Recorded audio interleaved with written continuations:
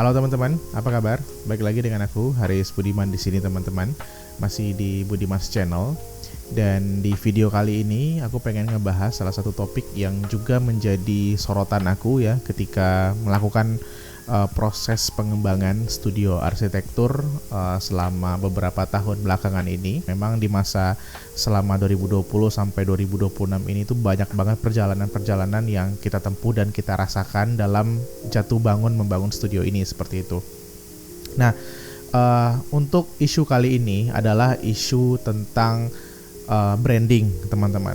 Nah memang ini salah satu isu yang cukup erat ya hubungannya dengan arsitek gitu ya, karena secara undang-undang sendiri ya arsitek itu ada aturan ya untuk bisa melakukan proses branding, marketing dan seterusnya teman-teman.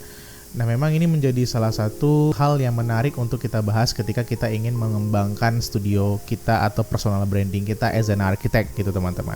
Nah jadi teman-teman, kenapa aku pengen ngebahas tentang masalah personal branding dan branding sebuah studio arsitektur ini? Sebenarnya karena memang aku merasa bahwasannya dalam berpraktek secara arsitektur kita memang membutuhkan klien ya teman-teman ya. Ini adalah sebuah hal yang sangat amat penting karena memang kalau kita berpraktek sebagai arsitek tapi tidak ada klien yang kita selesaikan masalahnya, itu susah juga ya teman-teman ya. Kita berpraktek sendiri dan ya itu kan nggak mungkin ya teman-teman ya.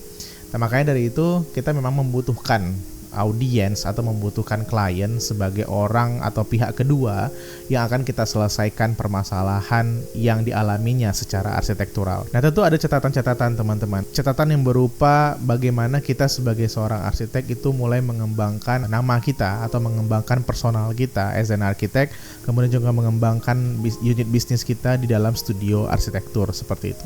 Nah tentunya untuk bisa memberitahukan kepada banyak orang ya bahwasanya kita adalah seorang arsitek dan kita juga memiliki sebuah biro atau studio arsitektur ya, tentu kita perlu memberikan sebuah strategi atau sebuah marketing ya teman-teman ya. Dan ini menjadi catatan penting ketika marketing di dalam dunia arsitektur itu juga diatur teman-teman. Ada batasan-batasan yang harus dipahami oleh banyak arsitek di luar sana tentang etika profesi dan tata laku yang harus kita lakukan dan kita patuhi juga tentang branding atau marketing ini seperti itu. Sejauh apa dan seketat apa peraturan itu mengatur seperti itu.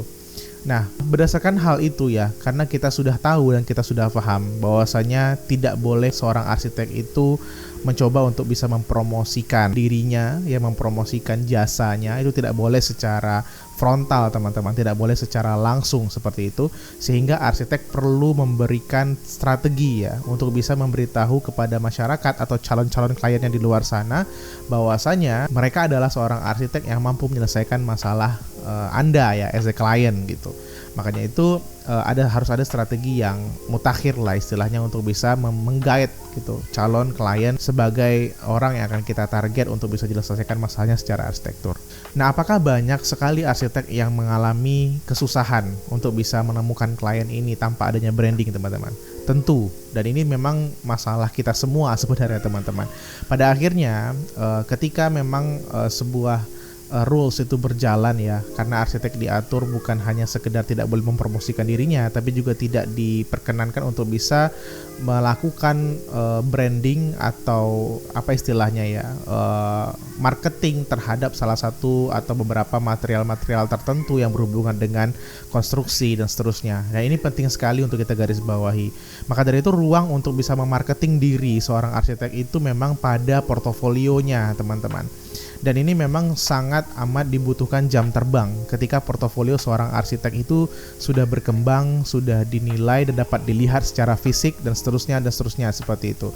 Hingga pada ia mampu mempresentasikan karyanya di khalayak umum. Nah jujur teman-teman, aku sendiri sampai hari ini ya itu sudah ada beberapa karya yang pernah aku presentasikan ke khalayak umum, baik melalui beberapa event ya, seperti di event Anak Kata Series waktu itu secara online, kemudian juga di beberapa kampus kita sudah pernah juga mempresentasikan karya kita. Kemudian yang event terakhir yang pernah Budi Studio Arsitek atau studioku isi adalah ketika diundang menjadi pembicara di event Archify yang ada di Kepulauan Riau.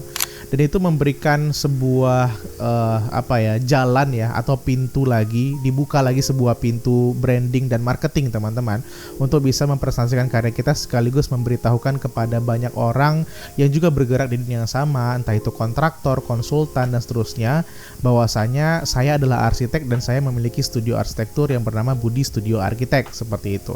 Nah, ini menjadi sebuah kesempatan juga untuk bisa arsitek-arsitek membranding diri mereka, bukan hanya sekedar untuk bisa memperlihatkan portofolio ya, tapi juga bisa mempresentasikan portofolionya. Maka dari itu sebenarnya ketika sebuah marketing arsitektur atau branding seorang arsitek itu diatur oleh undang-undang, tapi di balik itu juga banyak jalan yang bisa kita gunakan selain mempromosikan jasa kita atau mempromosikan studio kita itu secara frontal teman-teman. Ya istilahnya menjual jasa secara frontal seperti itu. Ya melalui event-event tadi, melalui pemaparan karya, diskusi tentang karya, kemudian presentasi karya, dan itu memberikan khazanah-khazanah baru juga ya. Bukan hanya sekedar untuk orang-orang yang awam terhadap arsitektur, tapi juga kepada mahasiswa-mahasiswa arsitektur, kemudian vendor-vendor terkait dan seterusnya. Sehingga ini memberikan dampak yang cukup maksimal untuk sebuah branding studio arsitektur atau kepada personal branding arsiteknya, teman-teman. Nah, pengalaman ini memberikan aku sebuah efek ya, teman-teman. Efeknya adalah ketika karya-karya kita mulai dikenal, kemudian sosok kita juga mulai diketahui oleh pasar, dalam artian pasarnya konstruksi ini. Kemudian kita juga bisa diberikan space untuk menjadikan karya-karya kita itu sebagai studi kasus, entah itu project visit dan seterusnya. Ini merupakan sebuah cara yang mungkin efisien untuk bisa kita sampaikan bahwasanya portofolio kita yang sudah terbangun adalah ini dan seterusnya gitu. Dan lain sebagainya teman-teman adalah ketika kita memaksimalkan diri dalam sebuah komunitas arsitektur juga ya, bukan hanya sekedar di organisasi arsitektur yang memang sudah formal ya, formalitas kita ada di Ikatan Arsitek Indonesia, tapi memang ada beberapa komunitas-komunitas yang perlu juga kita mungkin ikuti untuk bisa menambah networking, kemudian komunikasi dengan cross disiplin ya, bisa jadi kita bisa kerjasama dan kolaborasi dengan ilmu atau disiplin seni lain dan atau ilmu lain, itu sangat menguntungkan sebenarnya teman-teman. Apalagi kalau misalkan kita banyak mengenal teman-teman yang juga bergerak di bidang interior design, landscape design dan seterusnya. Dan ini memberikan kita ruang lagi untuk bisa melakukan proses branding secara lebih jauh teman-teman. Jadi tidak semerta-merta hanya sekedar memberikan informasi tentang jasa kita dan seterusnya, tapi juga bisa memberikan educate ya kepada orang-orang tentang profesi kita, yaitu arsitek. Ya sekarang itu banyak difahami sebagai seorang tukang gambar saja gitu. Padahal bukan hanya itu ya teman-teman. Jadi ini sebuah kesempatan yang terbuka lebar untuk kita mempromosikan diri. Nah selain itu teman-teman, salah satu branding yang memang menjadi hangat sekarang ini bagi seorang arsitek ya, arsitek-arsitek muda ya di luar sana adalah dengan bermain media sosial teman-teman. Entah itu Instagram, TikTok, YouTube dan seterusnya ya. Ini sekarang platform-platform media sosial ini sudah sangat banyak sekali bisa kita pakai ya untuk bisa membranding diri kita, memberikan sedikit sentuhan-sentuhan tentang edukasi arsitektur, edukasi konstruksi, pelatihan dan seterusnya teman-teman. Tapi ingat teman-teman, ada satu etika yang harus tetap kita jaga, yaitu jangan sampai kebablasan ya, jangan sampai kebablasan, bahwasanya kita tetap dalam koridor Undang-Undang Nomor 6 Tahun 2017 dan tentunya tetap dalam koridor etika profesi dan tata laku seorang arsitek profesional di dunia konstruksi teman-teman. Jadi memang harus ada beberapa pattern-pattern atau beberapa poin-poin yang harus tetap kita jaga seperti itu. Nah di media sosial pun sebenarnya kita bisa sangat bebas untuk eksplorasi teman-teman. Eksplorasi dalam hal ini kita mampu mengangkat karya-karya kita mungkin, kemudian hasil sayembara, kemudian kita menjadi pembicara dan seterusnya. Ini menjadi sebuah sorotan juga ya bagi beberapa calon klien di luar sana untuk bisa melihat portofolio-portofolio kita. Jadi memang zaman sekarang ini portofolio itu maknanya kayaknya luas banget ya teman-teman ya.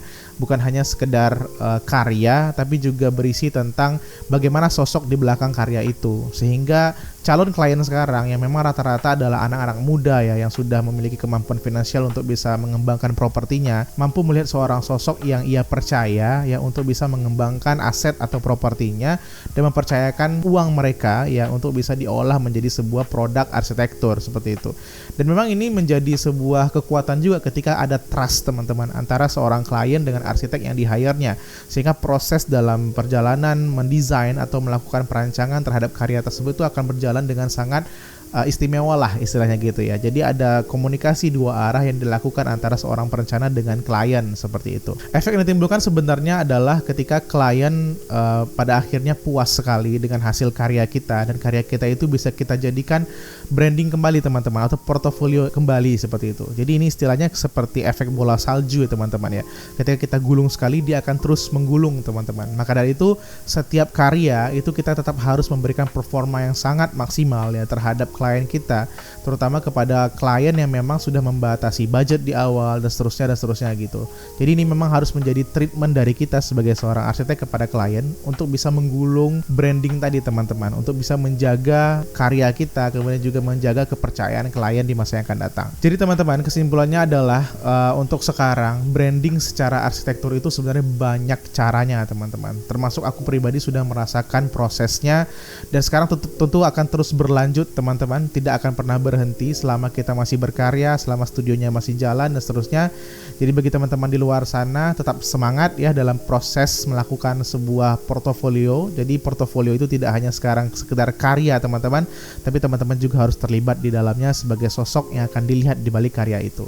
Aku rasa itu dulu teman-teman yang bisa aku share untuk video kali ini. Mudah-mudahan video ini bermanfaat untuk kita semua dan menjadi ajang atau ranah diskusi kita juga di masa yang akan datang. Keep positive, smart, and kreatif teman-teman. Thank you so much for watching. See you next time. Dah.